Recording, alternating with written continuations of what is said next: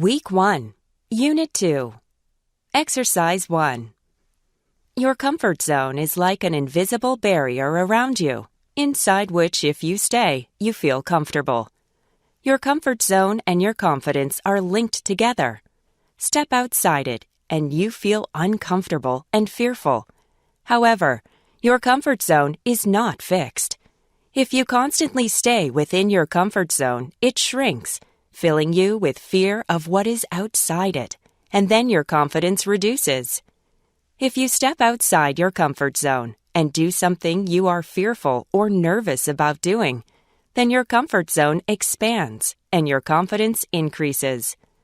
Try something new to expand your comfort zone and increase your confidence. Trying something new reduces your limitations, and you'll live your life with fewer barriers. Exercise 2. Given our unique life-scripted beliefs about how things should be, our expectations, differences in preferences, attitudes, and beliefs are inevitable, and not all of them need to be resolved. Many, in fact, add the spice to relationships. But sometimes you cannot just agree to disagree.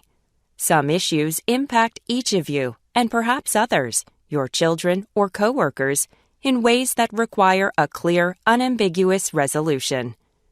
You and your partner may need to decide where you will live and whether to rent or purchase a home. A decision must be made, or you may find yourselves living in the back seat of your car. Often you can't have things both ways, so a choice must be made.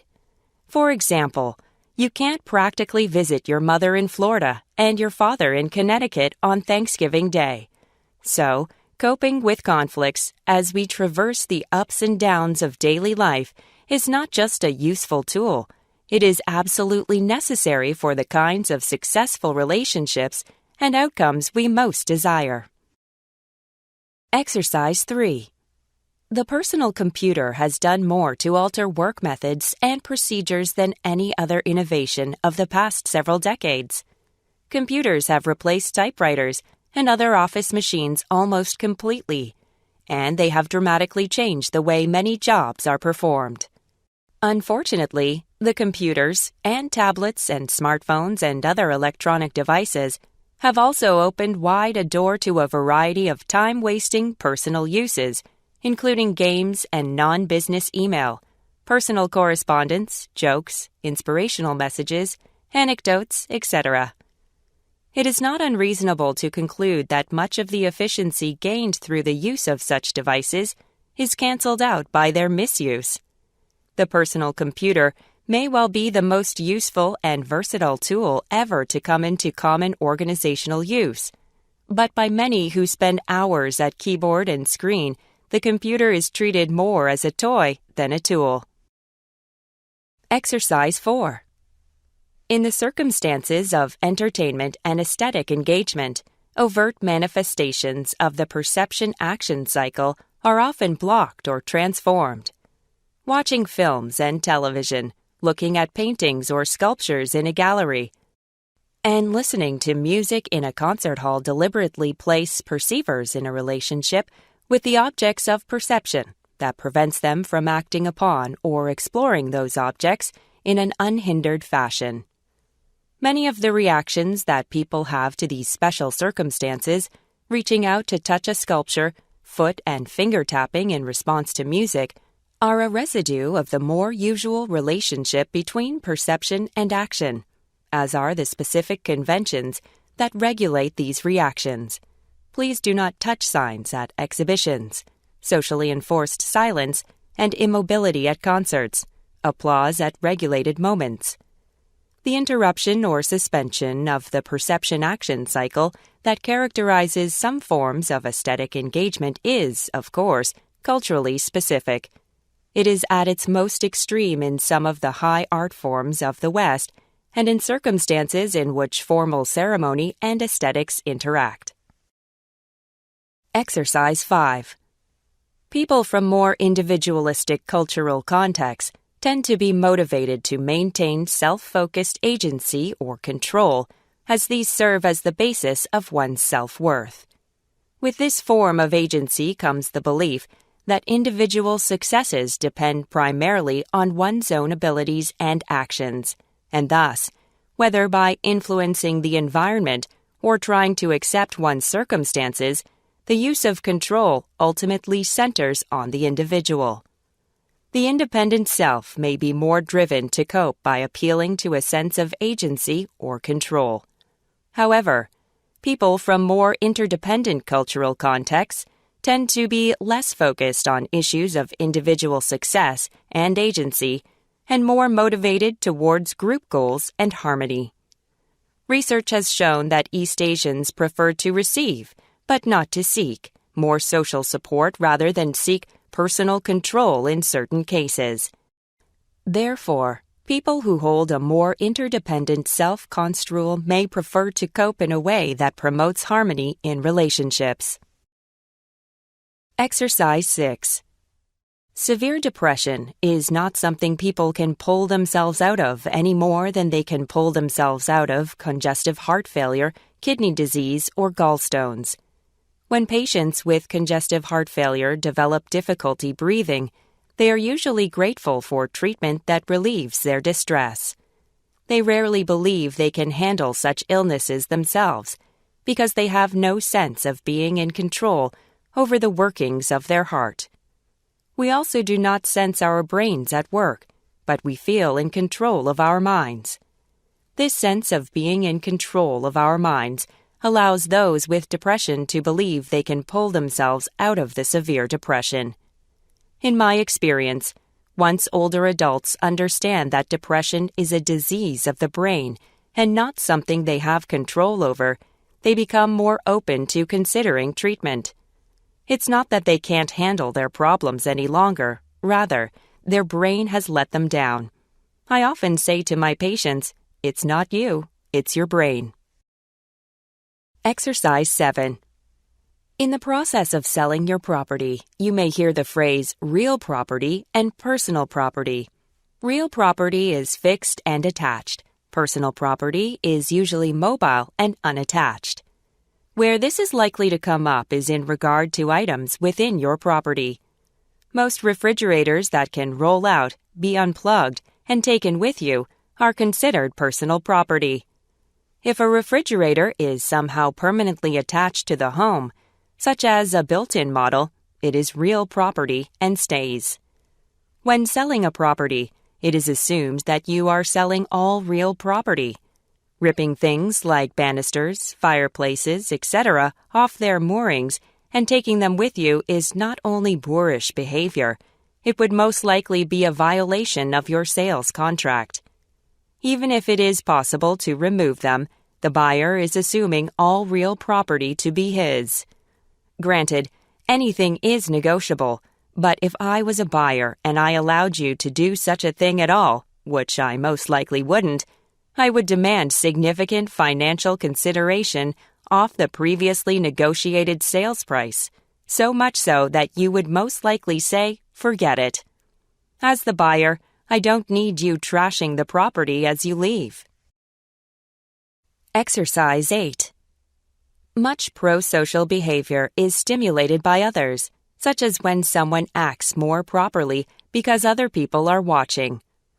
Dogs will stay off the furniture and out of the trash when their owners are present, but they casually break those rules when alone.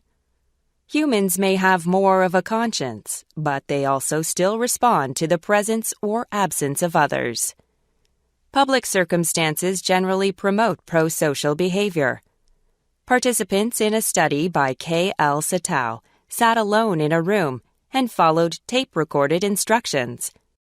Half believed that they were being observed via a one-way mirror, public condition, whereas others believed that no one was watching, private condition. At the end of the study, the tape-recorded instructions invited the participant to make a donation by leaving some change in the jar on the table. The results showed that donations were 7 times higher in the public condition than in the private condition. Apparently, one important reason for generous helping is to make or sustain a good impression on the people who are watching. Exercise 9. Say you're driving down the interstate at 65 miles an hour with 3 friends from out of town, and you suddenly say to them, "Hey, there's that amazing pink house." What happens? Probably there's a lot of sudden head swiveling, and someone's elbow ends up in someone else's ribs, and maybe one of your friends gets a glimpse, but probably nobody really gets a chance to see it, and somebody might not believe you if she didn't see it for herself. What if you had said instead, "Hey, coming up on the right here in about 2 miles, there's an amazing huge neon pink house. Watch for it." They'd be ready.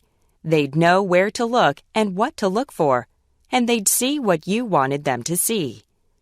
Writers need to advise their readers in a similar way. That advice doesn't always need to be in a thesis statement or a topic sentence, but it does need to happen regularly so that readers don't miss something crucial. Exercise 10. So far as diet is concerned, I belong to no school. I have learned something from each one, and what I have learned from a trial of them all is to be shy of extreme statements and of hard and fast rules.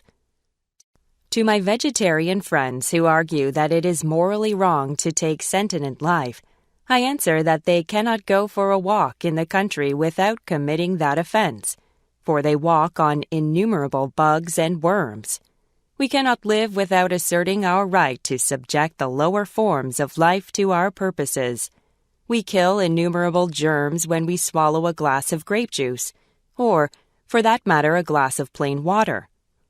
I shall be much surprised if the advance of science does not someday prove to us that there are basic forms of consciousness in all vegetable life, so we shall justify the argument of Mr. Dooley, who said in reviewing The Jungle that he could not see how it was any less a crime to cut off a young tomato in its prime or to murder a whole cradleful of baby peas in the pod. Exercise 11. Indeed, one of the most problematic aspects of global warming from the point of view of social policy stems from the fact that the phenomenon has so far manifested itself very unevenly around the world. Some places have had little warming in the past century, and some have even experienced cooling.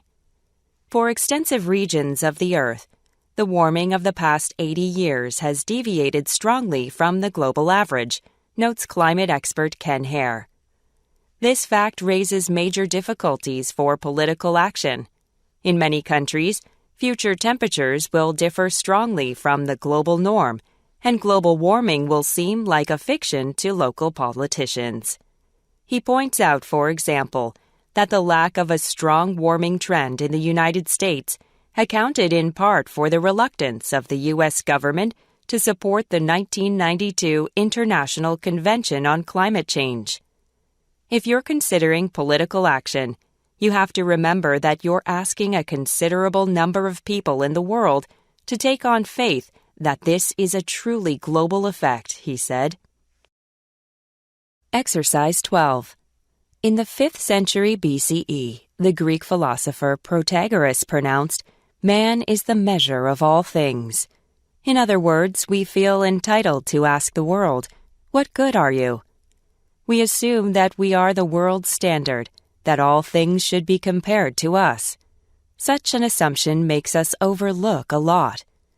Abilities said to make us human, empathy, communication, grief, tool-making, and so on, all exist to varying degrees among other minds, sharing the world with us. Animals with backbones, fishes, amphibians, reptiles, birds, and mammals, all share the same basic skeleton, organs, nervous system, hormones, and behaviors. Just as different models of automobiles each have an engine, drivetrain, 4 wheels, doors, and seats, we differ mainly in terms of our outside contours and a few internal tweaks. But like naive car buyers, most people see only animals' varied exteriors.